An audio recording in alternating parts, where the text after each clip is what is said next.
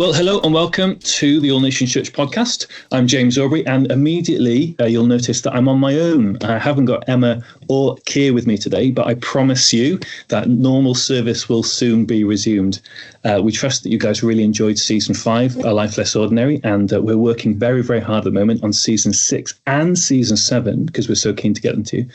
But today we've got the chance to have a very special guest for a very special bonus episode of the podcast. And I'm really, really pleased to welcome Andrew Wilson to the podcast. Andrew, it's great to have you with us. Thank you so much, James. What a delight to be with you. Andrew is the teaching pastor at King's Church in London. He is the curator of the phenomenal Think Theology conference that takes place there every summer. And he's the author of myriad books, including Echoes and Exodus, Spirit and Sacrament, The God of All Things, The Life You Never Expected, and Remaking the World. So, which many of you who are listening or watching will have read some of those or come across some of them. But as well as that, Andrew, would you just be happy to say a little bit about yourself and your kind of background for people who might be encountering you for the first time? Yeah, sure thing. So I always, when I say that I'm 46 as well, like an opener, I always think people's ages matter to people. And then everyone often laughs in live audiences, but I'm 46 years old. I'm married. I've got 3 kids, 2 are just teens and then a 9-year-old.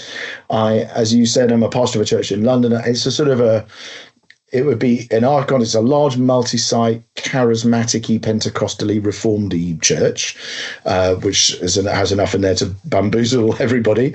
A big part of our story, as you may have even alluded to with one of the books, is that our 2 older kids have quite significant disabilities, so that's been quite a big part of our lives. And another quirk is that, as well as writing a lot, I also live in a different town to the place where I'm a church pastor, because our family live in Eastbourne, but I commute up to London on midweek and then on Sunday. So I have a slightly strange life, as I'm not a sort of typical, church pastor, I guess, in that sense. There's a lot of things that are a bit unusual, but I have a great joy of being able to do some teaching and writing and sometimes traveling as well. And I love, understanding God's word and applying it to the culture. So, is that the kind of thing you mean as an intro? That's absolutely fantastic. Yeah, and the book you mentioned your family, and the book you and your wife wrote together, The Life Either You Never Expected or We Never Expected, whether it's America or the UK. You noticed. Yeah, it's one of the best books I've ever read, that my wife's ever read, and we've actually lost our copy because we've given it away to so many people. But I think if people haven't read that, then it's a phenomenal read and an amazing testimony. I'd like to ask you a question based on something you wrote, Andrew, which is always a dangerous thing with authors. I'm notorious for quoting things back to people that they've said, and they're like, I never said that. But last year you published a book called Remaking the World, which was all about the year 1776. It's the only book I've read that manages to quote Hamilton, The West Wing, and Donna Tartt all in one go. It's kind of all around different ways that events in that year have shaped the world that we live in today. And at the beginning of that book, you say, ours is a forgetful age show. Lots of us do not remember the names of our great-grandparents. Perhaps it's unsurprising that we don't remember their world either. The rate of change in the last 2 centuries makes the past feel much further away than it actually is, which inclines us to fawn over the future and either patronize the past or ignore it altogether. And I read your book last year when it came out, and I reread it in preparation for this podcast, and that really struck me, that quote. And I wanted to kind of begin our conversation by asking you, what are the benefits, do you think, of being aware of our roots, specifically in Christian history, but also then in kind of cultural and social history more widely? So I think, and actually I do 2 pages on this in a church history course I teach, where I have sort of 10 headings, which I won't go through all of. I wouldn't remember them all off the top of my head. But I think it's a really important question, because often people don't find it initially interesting, and so they aren't sure why they should give any time to it. I think some of it is you don't really understand who you are and why you think the way you do without understanding some of your history. And one of the reason that matters is because if you don't realize how contingent or how likely your beliefs could have been to be something other than what they are. So you take things for granted that you can't take for granted. You think, well, everyone thinks this, because you don't realize where that belief came to you and why that belief seems so innate to you, and obviously wouldn't have to someone 300 years ago, and still doesn't to somebody living in a house from a different religious tradition, who has 8 people living in their home rather than 4, and might only live a mile away from you, but sees the world in a very different way. And if you don't know your roots, and you don't know why the beliefs that seem innate to you and the practices and habits and things that you just do in your day seem so obvious, you can actually lead to huge misunderstanding when you're trying to engage with other people, because you haven't clocked the origin story of your belief. So you aren't really sure who you are. You just think, I thought everyone was like this. And I think probably in a culture that's very homogenous, that doesn't matter very much, because most people do share those assumptions. And so it's fine that people, if you lived as a peasant on a farm in 14th century Germany, it wouldn't really matter that lots of people around you didn't know their story very deeply beyond a generation or two, because if that was the case, because most people share it. But if you live in a very diverse society in which there are a lot of people who've got really quite profoundly different beliefs, and you're surrounded by people and your kids are at school with people who've got a very different take on major questions of meaning and life and origin and God and redemption and sin and the future and so on, let alone politics or, culture or whatever, then if you don't know your roots and you don't understand where your beliefs and your practices and your values come from, you will lead to a lot of misunderstanding. You'll probably end up being proud if you're not careful, and you will at best find it difficult to reach people like that with the gospel, or to understand why they might struggle to understand it or to grow in it. And at worst, you can become a very arrogant, annoying, bumptious kind of person, because you sort of regard things as, well, as the Declaration of Independence in that year you're talking about says, self-evident. Like, of course everyone believes this. What are you talking about? So I think those would be some cultural level reasons to know your history. I think there are good reasons to know church history specifically as well, but that's at a level of culture. I think it's very important. And when you kind of look back to the period that you've described then, so kind of going back into the 18th century, for example, what similarities are there, first of all, between the kind of culture we'd be living in now and they would be living in then? Or did you find that there aren't any similarities at all? Oh no, there's loads. I think so, and it's interesting. I think sometimes you see them through particular individuals. So for me, Ben Franklin was probably the person who felt like I could have almost bumped into him. You read his letters or the things he says, the way he thinks, his sense of humor. There's a lot of things about him that I feel. Obviously, he looks. If you've ever. Probably many of us never handled $100 bill, but if you have, Ben Franklin's on that, and you look at him and he looks bespectacled and grey-haired, long, and he obviously belongs to another century in his appearance. But as soon as you interact with the kinds of things he says, you think there are a lot of assumptions here about progress and creativity and money and work and social ethics and family and geography and the place of the West in the world, many, many things like that, which even though Ben Franklin wasn't a Christian in the sense that I am or you are, he actually got a lot of those assumptions from Christianity, and I have too. So you get some individuals like that who can feel very modern figures. You also get some people who, of course, don't at all, and you're very surprised to find that they were alive at the same time. But I think when you begin you get people who really do feel quite, if I can use these sort of slightly classy words, classist words, but like bourgeois, or they feel like middle class modern people. And I'm not saying that's good or bad. I'm just saying they sound like people in all sorts of areas. But as soon as you take technology out of it, and the fact that they would have written their S's as F's and all sorts of other quirks like that, you find I could have had a conversation with this guy down the pub, I think. Or if I did, there'd be some things we wouldn't connect on at all, but a lot of things we would just take for granted. So I think at least in the Western and the English-speaking late 18th century, there's a lot of overlap. And it is really fascinating, I think, particularly because some other differences are so large and you find yourself assuming all sorts of things that they would never have believed. But a lot of those things themselves have grown out of assumptions that actually you and those people 250 years ago had in common. And do you think if going back to that time period as well, would there be kind of very stark similarities between us as Christians and Christians back then as well? Would you kind of find it very easy to interact with them and their kind of the way they practice their faith? That's a good question. I suspect, I mean, some and some as always, but I think that might be, I think our experience, if we were to suddenly get dropped into a late 18th century evangelical service, obviously, again, technology, language, wealth levels apart, which obviously would be very different. I think there would be a lot of overlap. And I think one of the things I try and draw out in the book actually is the degree to which late 18th century developments in some fairly obvious integral parts of modern Christian spirituality were extremely formative. So I think obviously you wouldn't be singing songs on guitars. But the kinds of songs, actually some of the songs will be exactly the same. And so you might go in and you think, okay, hymn number, whatever is Rock of Ages or Amazing Grace or God Moves in a Mysterious Way, which are all written in the mid 1770s. And you definitely know Isaac Watts, Jesus shall reign wherever the sun, or When I Survey the Wondrous Cross would be very familiar. So you'd have a lot of touch points there. The Wesleys, they just sing many of the same Christmas carols. The Wesley's hymns would be very well known. So you'd have a lot of overlap there.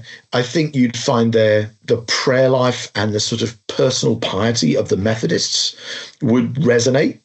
It might be a bit intimidating, actually, because they're often very, very serious people. There'd be less wry in the sense of less of the sort of self-deprecating, undercutting the earnestness. Whereas I think contemporary British Christians, there's a lot of that, and that would be almost we would pride ourselves on it. I think that would be much less there. There'd be much more what we would think of them as being quite intense, earnest people, I suspect, for better and for worse, I'm sure. There would obviously be some very significant social and cultural differences. So that they would be in the 1770s, people are beginning to see the evil of slavery for what it is. But I think depending on where you are in the Western world, if you were dropped into an American church, you would find it very shocking the way that they thought about black people, for example, and not just black people actually, but many people in the church, in the global church, who are not white or Western. So there would be some obvious social differences as well. But I do think that in terms of piety, preaching, prayer, worship songs, liturgical communion, those sorts of things, you would find a lot that you would have in common. And I think that's quite an interesting thing, even as you might be standing in a room surrounded by people with wigs and frock coats and powder and all sorts of things. You think, what are these people do? So I just think that is what makes this period quite interesting and appealing to us in many ways. Yeah, so no guitars, no slides for preachers, no overhead projectors, but most of the rest of it would be. Well, a lot of it would be, yeah. They'd probably have no, but they were. I think, honestly, for many contemporary Brits, the lack of diversity would be a very noticeable feature. You would just suddenly think, wow, everyone in this room looks almost exactly like me. And I think that would be, and that obviously shapes the way the church is done in a way that I think you would feel was very weird. But I think in terms of the basic elements of Christian worship, you would find a huge amount in common. Yeah, and you mentioned diversity there, and of course you're part of the leadership of a very kind of diverse church in London. I mean, I think I've heard you say it's kind of a third white, a third Caribbean, a third other ethnicities. So is that fairly accurate in terms of? Yeah, it's probably, we would say a third of people in our church are probably West African origin, a third are probably Caribbean origin, a third are white or somewhere else. So yeah, that's just. But my point I'm making is, even no matter how, you could be in a very rural church in South Wales and you would still find the church was significantly more. There's more different kinds of people probably in your church than there would be in the 18th century, just because the world has changed a lot in that period. Yeah, but did you find the fact that you're working in such a diverse context and congregation, has that made you think more or think differently about kind of both church history and kind of cultural history? Oh yeah, I really hope so. It has a lot. So I didn't know very much. I don't think I'd really thought about some of the issues we even started talking about in this conversation. So where you get your beliefs from, what seems intuitive to you. That a lot of those things, I think I would have seen them at an intellectual level, would have found them interesting, but I don't think I'd realised how visceral they are and how strongly I might feel certain things and how much my view of the world needs to be challenged. But then I'm quite old now.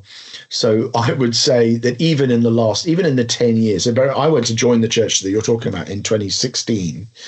And in the 9 or 10 years since I've been there, I would say that a lot of the Western world has changed, even in that period, quite a lot with respect to when you think about these things. Had much more conversations now about some of the issues that I was really. I mean, I remember a guy who's a good friend of mine, from Jamaican origin guy, in our church. introducing me to the word woke for the first time when I'd been there about 3 months. Now, of course, that is just like a kind of hackneyed, overused. It's kind of, we've gone through the tunnel where it means something positive, then through the tunnel where it means something negative, and out the other side where people now go, this is just a blunderbuss word. It means everything and nothing. In the space of literally 8 years, because when I first heard it, I was like, I've never heard that term. What does it mean? I was astonished. And then that was a silly example, but it actually in some ways encapsulates that change that the Western world has gone through a lot of change particularly on its thinking about, race, gender and sexuality, which are completely distinct, but all have been shaken in a very similar way, actually, in overlapping ways between 2015 and now. Some of that is due to what's happened in American politics. Some of it's due to legal changes and so on in the West. Some due to the sort of diminished influence of institutional Christianity and various other things as well. But so in other words, where I am now is where I was then is probably closer to where a lot of people might be now, but it wasn't where I was then. And so that's an interesting thing to have walked through. So yeah, I have learned a lot, but I suspect that a lot of those things would be things nowadays people would find fairly intuitive or straightforward. And do you think that pace of change is still upon us? Do you think it's slowing down? Do you think it's kind of stopped in any way, shape or form? I think the narrative at the moment, which is difficult to appraise when you're in it, but I think the narrative at the moment that I would find most persuasive is that it's less a sort of solid trajectory heading in one way, but it's more a sort of a pendulum on those particular issues I'm talking about, not on pace of technology or pace of economic growth, those sorts of things. You draw different curves for all of them. But I feel like on some social issues, there's a sort of, you get a pendulum swing, because what typically happens is that overreach, basically, that people, societies, when a particular side is in the ascendancy, they go further than they can, and then there is a backlash against what they have said or done, and because lots of other people eventually go, I'm not having this. And we saw that where you might sort of get it looked like everything was heading inexorably to the, if I can use the words left and right, but you know what I mean, like inexorably to the left, and 2020 would have been a real big moment of that in reaction to Trump, which was a right move, and that sort of thing. You get left. But then by about 21, 22, you start seeing the first signs of a pendulum swinging back. Issues in the UK, I think, a canary in the coal mine on issues of gender ID, and Scotland actually was one of the first places I thought, oh, this looks like it's beginning to swing back, which is interesting. And then suddenly, in 2023 or 4, you get a whole load of other changes in the political sphere, in the social media sphere. People start talking about a vibe shift. Twitter becomes a right-leaning platform rather than left-leaning platform, all sorts of things like that, which in their own selves seem silly and little, but collectively make you feel like you're running this way. And now lots of people are producing Netflix shows about the corruption of young kids by the manosphere, and it's much more right-leaning. So, and of course, that will also overreach, already has, and there will be a backlash against that, and it'll swing. So I think that's more the narrative than a sort of a trajectory which is slowing. I think it's more like a pendulum which is swinging on those issues anyway. Yeah. So you've done a fair amount of work in terms of understanding kind of church history, recent cultural history, and you've given a kind of very good summation there of kind of some of the ways that we've been affected by the last kind of 5 to 10 years, and particularly how that affects a diverse community of which the United Kingdom is full of. How have you found that those things have affected your preaching and teaching of the church that you lead and look after? I think it's a risk of being a very. You'd have to ask them, because with the church, but I think it's made my preaching more interesting, which is not in itself that much of a big deal, it might say. But I think at a personal level, I think what it does is it makes it easier to connect what's going on in Scripture with things that are concerning or exciting or interesting or noticeable in contemporary culture, because it gives you a framework to think about why those things in contemporary culture have not always been as they are. In fact, they weren't even as they are 10 or 15 years ago, as we've just been saying. Yeah. And so I think, quite early on in my time at King's London, we did a series on Exodus, and I think the way I preached on obviously you're going to, in a black majority church, you preach on the issue of slavery and Exodus. You're going to do it in a hopefully quite intentional way, because you're aware of what a big part of the story it is for so many people in the church. But I think doing it through the lens of seeing cultural change and that sort of, like beginning to learn a lot about the history of the last 200 years or before, means that you're able to make to tell the story in a way that connects even contemporary changes and issues with deep historical changes with scripture. And I think sometimes, I mean, this could just, I don't know, I don't want this to sound like a plug for my own preaching. I just think you're asking the question, how does it affect it? And I think one of the things it does is it enables you to join dots for people between the world of scripture and the world of today. So I'll give you one example.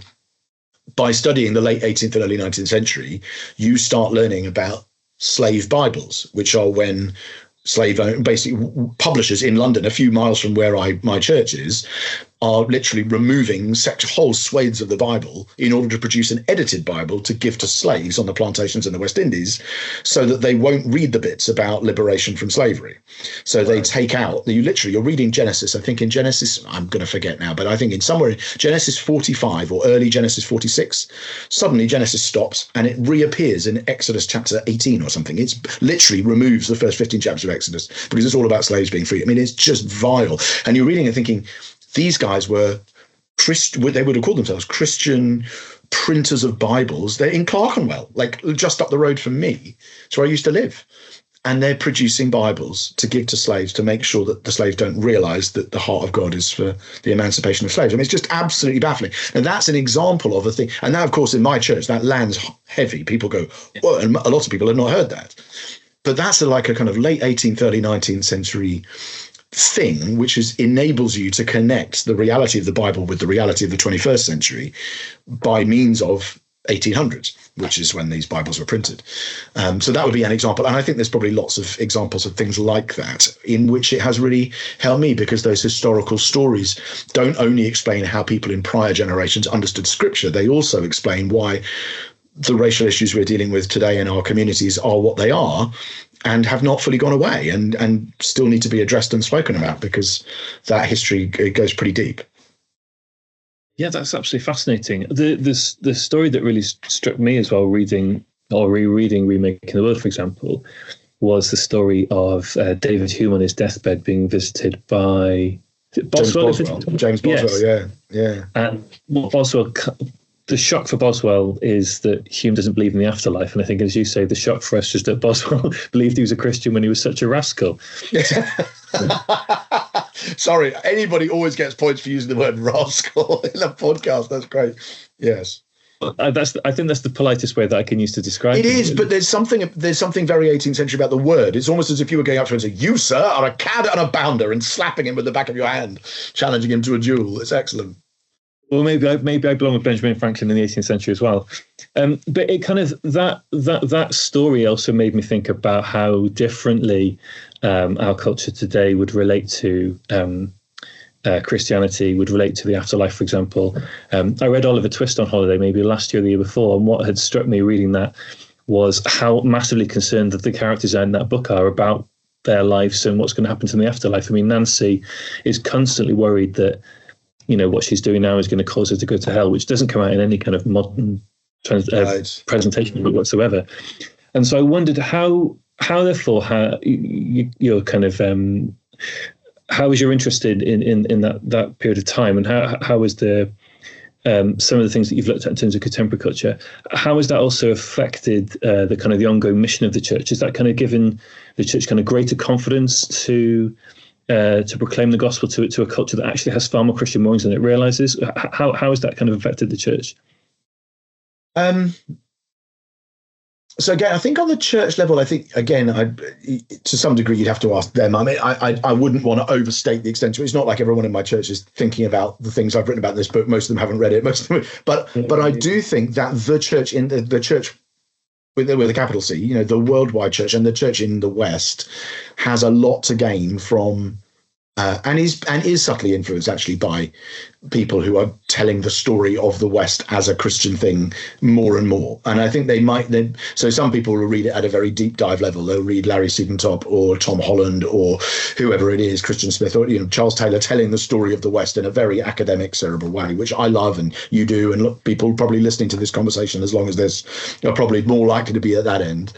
Then I think you have people in in the middle who might be trying to popularize or translate that into ordinary church life, people like me, but people who have written books that are more accessible than that book.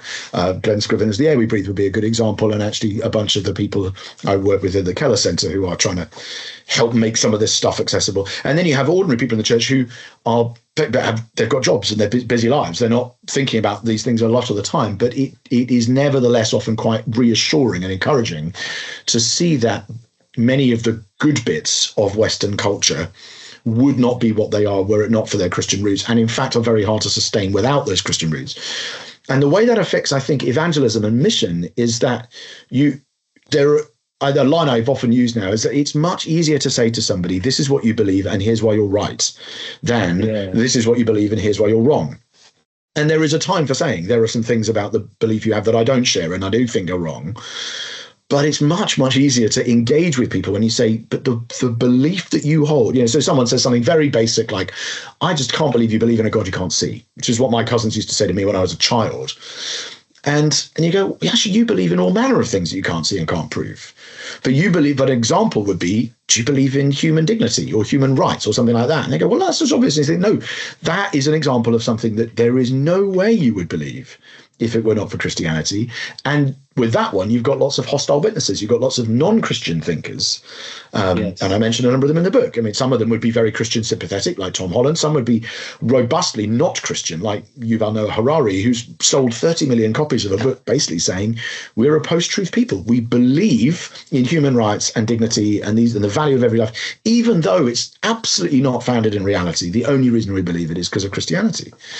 Well, that's quite reassuring in a way for ordinary Christians, because you can say, you and I have actually got a lot in common here. I agree that I've, to whatever degree, thought through the reason why that belief holds in a way that you may not have particularly thought to worry about because you don't believe in God. But actually, were you to take God out of it, that belief wouldn't stand up. And that means I've then got quite a positive basis on which to engage with you in this conversation. Depending on the Christian and what their friendship circle is like, that may not apply. But I've had conversations of this nature with dads at football. Like you know what I mean? Like my son plays football and I'm standing on the sideline with it. And we have got into some of these issues there, like not in ways that are exclusively, strokey beard, ivory tower meetings, but you obviously have to adapt to and try and learn from the person you're talking to about where are they and what do they believe. But I do think the church in its evangelism and mission has a lot to gain by thinking through some of these trends. Yeah, I was in a conversation recently with some school teachers around helping children with, in England, they're called special educational needs. In Wales, it's called additional learning needs. And we were talking around some bits and pieces. And I said, where do you think you got your desire to help them from? It wasn't from the Greeks and the Romans, it was from the Christians. And there's that kind of desire to help the weak, care for the vulnerable is entirely rooted in Christianity. Yeah. Yeah. So, and that's obviously a fun thing to talk. And you don't want to do it as a gotcha. Like, oh, look, I've just caught you out. But you're absolutely right. And I think you're saying there is something in you that chimes quite deeply with the teachings of Jesus. You in the end, the first should be last and the last should be first. Blessed are those who mourn, blessed are those who, blessed are the poor in spirit. All of that is very, very foundational gospel 101 stuff that the Magnificat is being played out in the lives of special needs, the people who teach my children, who are picking them up on a school bus right now as we're talking, are to some degree motivated by an ethical vision that would not exist were it not for Jesus, Mary, James, Paul, all the rest. And then on the flip side then, what do you think that's kind of distinctly, what do you think that stands out that's distinct in the gospel in a culture that is so often unconsciously Christian? What is it that we, if you like, what is it that we hold out and say, no, this remains distinct regardless of all the moorings that you have that are unconsciously Christian? Well, it depends on the culture, doesn't it? I mean, I think there would have been Glenn, who I mentioned a moment ago, Glenn Scrivener, is very good on this. He said you used to have people believing in people would all agree on nature and they struggled with grace. In the modern West, you have people all agree on grace, but they struggle with nature. So it kind of the idea that God, I mean, they don't actually believe in grace in the full Christian sense, but the idea that God, were he to exist, would be an infinitely benevolent being who would want you to be forgiven from your sins, restored to right relationship, adopted into his family, given everlasting life. People go, of course, I'm great. What's the problem? Of course, any God would surely be like that, wouldn't he?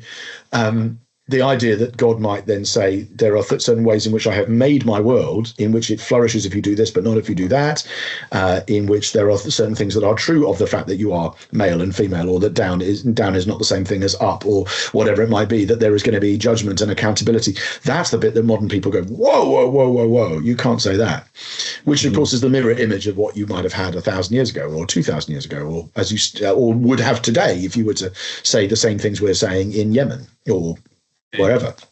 So I think it obviously depends on the culture, but I do think that Glenn's thing of grace and nature was quite a helpful shorthand for going, yeah, that is, there are a lot of people within a few hundred yards of where I'm sitting now, and probably where you are, that would assume a specifically Christian account of love, goodness, mercy, grace, hope, kindness, basically all the fruits of the spirit appear on people's tattoos and yard signs and bumper stickers, don't they? I mean, kindness, joy, yeah. Love, peace. You think, whoa, it's a very interesting thing. But that is not that's not the virtues you'd have had in the ancient world. They all come straight out of Galatians 5 or whatever. Love is love, or kindness is everything. But that wouldn't have been what Marcus Aurelius would have said, or Aristotle, or whoever. And it still isn't what a lot of people would say. And you're beginning in the pendulum swing I mentioned earlier to see a swing back against it towards the sort of on the way onto the right of people going, no, we have overemphasized Christian virtues, a more sort of Nietzschean view. In which case, then the distinctiveness, if the world goes more in that direction, the distinctiveness is the things that a mushy, liberal-leaning Brit like me would go, well, these are obvious. Actually, in some parts of the West, those things are not obvious. They're being strongly critiqued. So I think it just depends where you are and what bubble you're in as to what elements of Christianity are prickly and edgy and what elements are taken for granted. Yeah, and you mentioned Glenn Scriven a couple of times, and his book, The Air That We Breathe, is a really, really excellent book, I think. And I heard him speak last year in London, and his stories about how he had kind of led his neighbours to Christ and witnessed very faithfully to people in his community kind of demonstrates the things that you're talking about there. So like presuming that, like as in Glenn's case, people around us are kind of coming to faith in Jesus from this kind of contemporary culture. What do you envisage are some of the kind of discipleship challenges that we have with people who are coming out of that culture today? Yeah, so I mean, again, it depends on the particular subculture that they've been formed by. Because I've taught this before in a setting where I was kind of assuming that everybody was broadly in the same kind of, leftish leaning, guardian-y account of reality, graduate-y, that sort of thing, and then found some guys going, the people we're trying to reach are not at all shaped by that. They're much more on the more right side of it, and as a result, right in the political, not correct sense side of it. And as a result, you're colliding with very different issues. So I think discipleship challenges obviously vary there. I think so my church, again, probably might be quite different from where you are. I don't know. That actually, I think because of the part of London we're in and the influence of Christianity in West African and Caribbean communities, doesn't necessarily mean that obviously everybody's natively Christian or anything like that. But there are very few people in my part of London who don't have a whole bunch of pretty Christian assumptions, not only on the grace side, but actually on the nature side in that sense. And some, I would say not an insignificant number, for whom actually the nature side would still be stronger than the grace side. People who would say, I actually do believe these things are just given realities of the way God has made the world, and I do believe in God, but I struggle with a more Christian doctrine of grace and the substitution death of Christ, or the resurrection from the dead, which is always, you get that even in the New Testament, don't you? When they heard about the resurrection, they went, some mocked. So that's probably always going to be an offensive doctrine to everybody, and you will always have to disciple people through it. But I think the discipleship challenge, I think sometimes is actually the same at both ends of the spectrum. And I think it is to sort of front load some of the challenges that people are going to face in their discipleship journey into the process of inducting them into what Christianity is in the first place, and preparing them for baptism. A lot of churches would do it, call it catechesis or something like that, where the challenge is often to say, we have got to make this hard up front. Going to say, this is what we're talking about. We're talking about dying to self. We're talking about renouncing final authority over your money, your body, your time, all these things. And obviously, people living that out takes a lifetime, as it does for you and me. But I think that sometimes the discipleship challenges of trying to make it too easy early, because you want to win people. And then at some point they collide with, hang on a second, you're asking me to give up everything. And I think Jesus is, no matter what kind of person he's engaging with, will often put that challenge very early. It's like, well, one thing you lack, sell everything you've got. Then you can come and then we can talk. Or no, leave the bed dead to bury their own dead. In a culture where that's just shameful, you go and proclaim the kingdom of God. And so I think that's sort of the discipleship things you have to put in, the roadblocks you have to lay out and say, this is what it will cost you, will vary dramatically from person to person, bubble to bubble, city to city. But I think that practice of saying discipleship challenges are often about front loading those things which it will be for you, and saying, this is what it means to follow Jesus. And C.S. Lewis I've often quoted it. He said, Christianity is something that if it's easy at the beginning is extremely hard. And if it's hard at the beginning is extremely easy, because you basically either do or do not deal with the great idols in your life and realize that you're going to have to give them all up. If you don't, your life is a constant battle against things you feel you should have. If you do, your life is a constant story of gratitude of, wow, God's given me some of these things back and I didn't expect to have them. Yeah. And that is easy to say, but I think there's a lot of truth in it as well. I like that a lot, and that kind of comes back round too to the kind of period of time you wrote about in Remaking the World, because both kind of the Methodists and, I mean, the Moravians are slightly prior to, they're around the same time as well, aren't they? But again, lots and lots of kind of high cost, great devotion, kind of giving up everything to follow Jesus. And they're some of the movements that kind of budded and seeded and flowered into some of the things that we're experiencing today. Yes. Yeah. And that's, I agree. I find them very challenging. And as you say, this is related to the earnestness thing. And I don't quite know what to do about some of that, because I think it is, I can swing on my own pendulum, where I can see some of the earnestness and intensity could be joyless. Some of it could lead to what you and I would regard as an extremely, way too single-minded response to calling, as distinct from responsibilities and obligations to something like family. The stereotypical missionary who goes, right, that's it, I'm off to the nations and my wife's got to come with me, and if my children all die of malaria, then so be it. And she, now obviously in many ways you'd say, well, a lot of parts of the world wouldn't have the gospel now if people hadn't done that. And I go, yeah, that's true. And I also think, yes, but is that actually what, in a number of these stories, you go, I'm not sure that's what laying down your life for your wife means. What do you know what I mean? It's like, it's more like you laying down yours for mine. And there are lots of examples like that. And I think you could say the same of any generation. People will say the same of us, not probably about the same things. They'll say, well, there was this sort of, they practiced self-care, that generation in the early 2020s, and they were very good at it. They're very good at making sure, oh no, we won't go into work because obviously we might get sick, and oh no, we won't go. We don't want to do anything.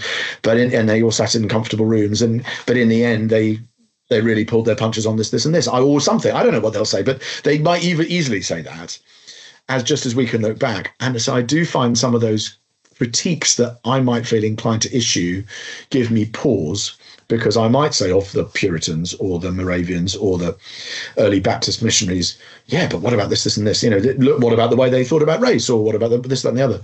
I think, yeah, but every generation will have faced that judgment in subsequent generations by others, and it doesn't necessarily mean that I'm right to make that judgment of them, or that others will be to make it of me. So, on some of those things give me pause. I'm not sure that the self-undercutting, ironizing British habit is quite as infallibly a good thing as even I would, in my flesh, naturally would think it was. And I'm not sure the comfort is as an unalloyed good as we might think it is either. But again, it's easy to say that from inside, surrounded by books and wearing headphones talking to you. Yeah. What do you think then are some of the kind of challenges and opportunities that we have in this kind of cultural moment then, in terms of, so what kind of, based on some of those observations, what do you think our opportunities are? Do you mean in sort of reaching the world? Do you mean in terms of growing? Yes, definitely, yeah.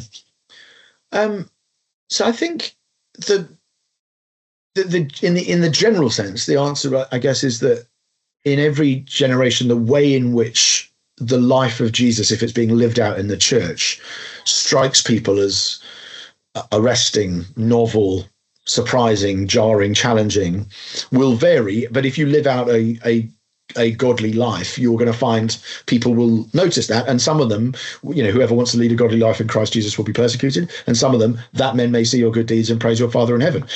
And funnily enough, the deeds that in one generation might provoke persecution in another generation, or part of the West, might provoke admiration. And so, again, I keep saying it, that will depend on where you are. But I think in a setting like mine, one of the things I think I've always felt is true of the church, but is particularly seems to be true at the moment in the last even few years, is that the experience of community and corporate worship in community in particular is very often very moving in ways that people don't understand or can't quite put a voice to when they come and see it. And people who you think on paper, if they were debating these things in the abstract, would not really have very much time for the idea, see something, and they often say things like, it's very nebulous. They're like, I felt something, or I just couldn't, or, we've had so many people, they go, I just couldn't stop crying, or things of that nature, where they're like, something is chiming with my spirit. And they wouldn't use that language, or my soul, or there's a longing or an ache in me that is being temporarily and puzzlingly satisfied by being part of this community of people. Some of it is actually just the sheer practice of Christian friendship and hospitality. Like, I think I'm just struck by how rare it for many, even I would say quite affluent middle-class people who you'd think would have people in and out of their homes all the time, just how unusual in many parts of Britain saying to people, come round to my house and hang out and have a meal with us is. That's just not how a lot of ordinary people my age who are not Christians really function. They don't expect to be in intergenerational, interracial, interclassal gatherings every week in which they meet and rub shoulders with and stand next to in the queue for the toilet or coffee or communion or whatever it might be, with people who are totally different from them. A lot of my friends who I used to work with when I was working in the city, who I still, they just don't interact with people who are from a totally different social milieu to them very often at all, unless they might volunteer in a charity sector or something. And even then, that's a pretty small slice. And it's not a relationship of parity, which, of course, the church by design is. So there's a lot of things like that where actually just being the church is really arresting to people. And it's very appealing and attractive. And it's often also puzzling. So it weirds people out. And so people on paper would say, well, the church got all this evil, terrible history, Inquisition, slavery, robbery. And of course, which we do. And I'd be one of the first, we've said already, I'd be one of the first to say. But when they actually see a real church and spend time with a group of Christians who all know each other or whatever, they often go, this is amazing. I can't. I remember Chris Moyles he's not a name that, younger people would know, but people are, your age or my age, I expect would. This is about 10 or 15 years ago, but he was on Radio 1 and he just accidentally stumbled across the baptism service in Kingsgate, where Dave Smith leads in Peterborough, similar church to ours. And they'd just been baptizing people on Easter Sunday, and it was on TV. And Chris Moyles talked about it on Radio 1 for about 15 minutes. He just couldn't stop going on about it. He said he kept stopping his sentences going, and it was amazing. Yeah. It was amazing. They was baptized. It was amazing. He just kept saying it. And it was lots of people, we all shared it because it was like exciting, and then you move on to the next thing. But I think something of that is still there, that no doubt Chris Moyles doesn't go, what must I do to be saved? Or Jesus is risen, or anything like that. I expect, for all I know, I don't think he has. But he saw the church in action. He went, what in the world is that? I've never seen anything like that. And I think that's a powerful witness. Yeah.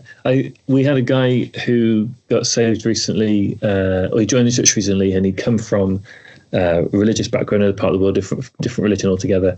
And he said the biggest thing for him in coming to faith in Jesus was that he couldn't believe that anybody would pray for somebody else. So he said all his bringing in his other faith had been you pray to God for yourself. It's all to do with you using your spiritual cachet with God. And he said the first time he came to church and someone said to him, "Can I pray for you?" It completely blew him away. The fact that Christians would use their, if you like, their spiritual cachet with God for the benefit of other people. Access. Yeah, that's fascinating, isn't it? Yeah, and I love that idea that really if you like, the best means of mission that we have is for the church to be the church in all its kind of weird, wonderful, glorious spirit present self. It's fantastic. Yeah, and to some degree, I know that's not really an answer to your question of what uniquely do we do in this cultural moment, because that's always been the case. I just think in some ways that the aspects of the witness of the church gathering together that particularly resonate with contemporary people, where the major challenges people know they have are things like, it might be things like loneliness or anxiety or isolation or homogeneity, or where you go, people, they do come to a place, so places which are very diverse, communitarian. You in theory at least give up a lot of your individuality, and not your individuality, but your individual freedoms are sacrificed for the good of corporate. That places like that are a very profound witness in an individualistic culture like ours. Yeah, definitely. And I also, when you see people really, I know you're a big fan of talking about joy, and I think when you see people enjoying God and enjoying each other's company, it's a real, genuine, life-affirming witness that there's something going on. Yeah, it really is. Yeah. Andrew, thank you so much for your time and for an absolutely fantastic and stimulating conversation.